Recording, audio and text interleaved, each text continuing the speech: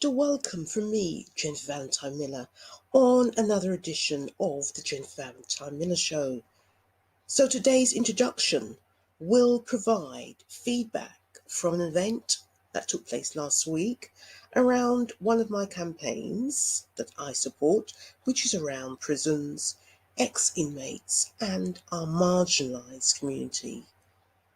And this event was hosted and organised by NCLF, which is the National Church Leaders Forum, in aid of prisoners and ex-inmates. The event was chaired by the charity Bringing Hope Outreach. They bring hope to those in prison and engage with one of the psychologists as proclaimed in Luke 4:18, which is to bring good news to the poor, to proclaim freedom to prisoners, to recover sight to those who are blind, to set the oppressed free, and to proclaim the year of the Lord's favour.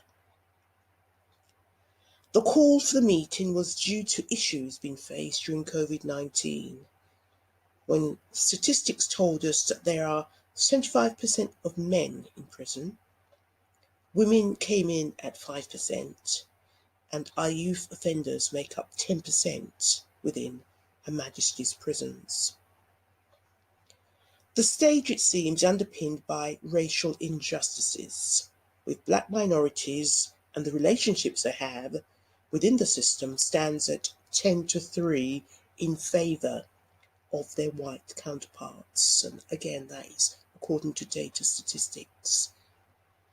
There are evidence linking good practice with different macros, both major and minor, which consists of different organisations, institutions, agencies, and faith groups. It was highlighted that faith-based interventions provide a safe environment for rehabilitation for specific communities because it creates a space with a real setting in order to bring about hope.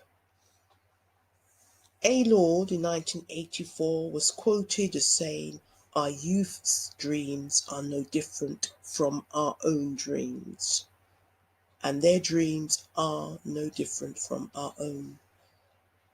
If ex-inmates find themselves engaging with a relocated local church, then it was said that the alpha course does not make sense during the early stage for them to engage in.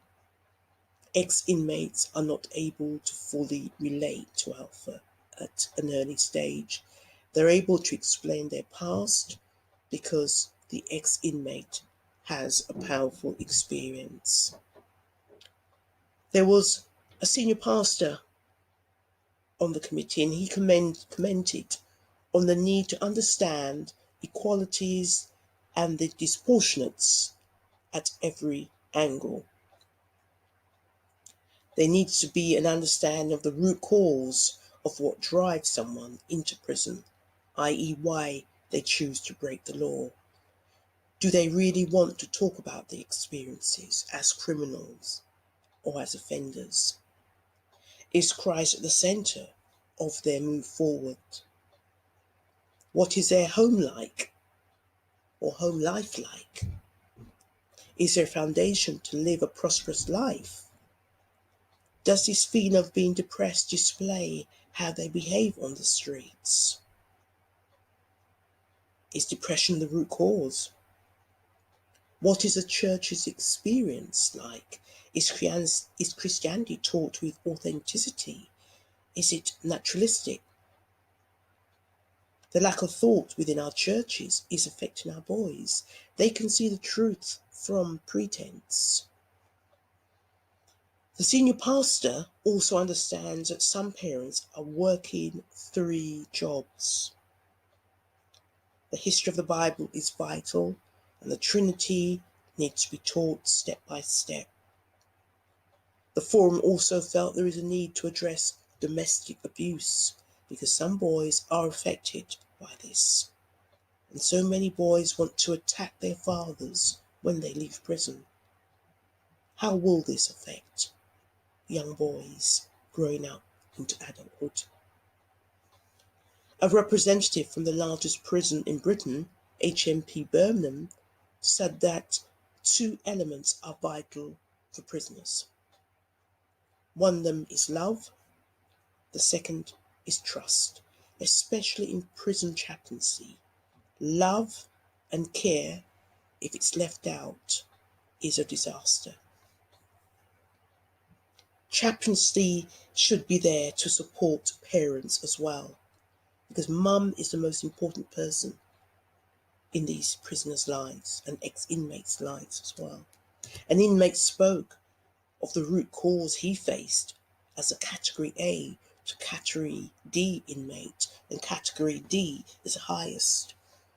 Youth offenders under 18s do not receive much support. Chaplains do a good job, however, they are stretched. Relationships outside of prisons is not encouraged. Church community could bridge that gap with skilled workers who are non-judgmental. Prayer is key.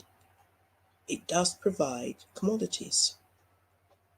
Egos and feelings should be kept at bay, and God should be the main man in all of this. There needs to be a preventing people from going back to prison. The church needs the Nehemiahs with a credible voice who don't just think about money. Once again, skills in the church is vital.